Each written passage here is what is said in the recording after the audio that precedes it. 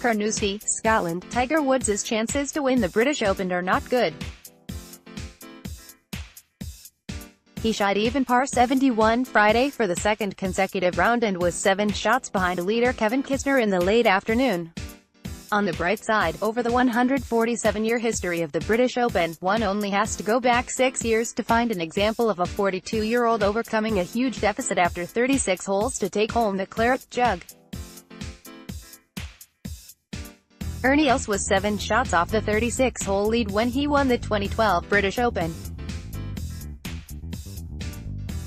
Going further back, David Duval trailed Brandt Snedeker by 7 en route to victory at the 2001 British Open. It's only happened twice before and both comebacks occurred at Royal Lytham, but there is still a chance. Even if those odds are about as good as a guy like Lloyd Christmas ending up with a girl like Mary Swanson. I played a little bit better Thursday. Today wasn't quite as good, said Woods, who once again played with KT tape popping out of the back of his Nike sweater vest due to a lingering neck issue. Right now I'm 6 back and by the day's end I think I'll be more than that. It will be a pretty packed leaderboard and I'm certainly right there in it. For the first time this year, Woods is at least worth a mention entering round 3 at a major. That's the positive takeaway from a proper rain-soaked morning at Carnoustie. Woods was 13 shots behind Patrick Reed when he barely managed to make the cut at the Masters and he left Shinnecock Hills early after an uninspiring pair of rounds in the U.S. Open. A conservative approach off the tee has a lot to do with it and provided more chances from the fairway, which is what it's all about for Woods these days. He hit driver 4 times compared to just once in round 1 due to the dampened fairways and took advantage with a pair of birdies, 1 par and 1 bogey on said driver holes.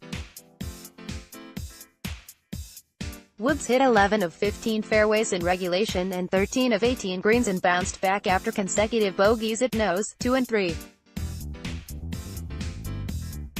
He teetered on the brink of serious contention and falling back toward the cut line all afternoon with a gritty par save here, a blown birdie chance there, etc.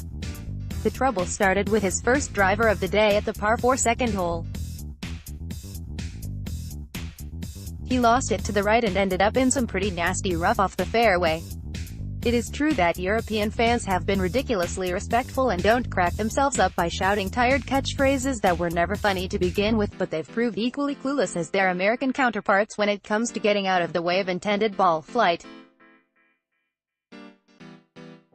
Woods had to direct traffic when sizing up his approach shot from the rough at 2 and it got a little chaotic, with tons of umbrella-holding spectators obstructing his line. Gotta back it up, guys. He already asked you once. No, more than that, Caddy Joe LaCava said. Marshals got involved and finally, the supposedly civilized masses moved back a touch, but Woods' ball took a squirrely exit from the rough and went into a group of fans about 30 yards down the ropes line before coming to rest in an isolated area of rough. That led to the first of 4 bogeys on the day and Woods appeared to have zero juice after an ugly 3-putt birdie at 3. A second consecutive missed cut at a major was definitely in play, but Woods refused to give in and played the final 15 holes in 2 under, bouncing back with birdies at 4 and 5 to give the round a bit of character. He played the back 9 in 1 under, 3 shots better than Thursday, and his only bogey was at the very bogeyable par 3 16th after his tee shot went short and his chip shot went long. The most impressive shot of the day might have been at the par 3 13th, where Woods drained a very lengthy putt to save par and keep precious momentum entering the par 4 15th. He had a good eagle look thanks to a solid 3-iron followed by a near-perfect 5-iron but couldn't convert. The round ended with another missed opportunity at the brutal 18th after sticking a close iron shot that, come to think of it, was probably his actual best shot of the day. Then, something really unusual happened. His post-round media session ended organically after just 3 minutes and 59 seconds. Getting a question in at those things usually takes a bit of skill and good timing, and they almost always end when a member of Woods' team says so. There were 9 questions and a few lengthy pauses, and then it was done, and Woods left the lectern to go get a lift in at the gym. He wasn't planning on practicing.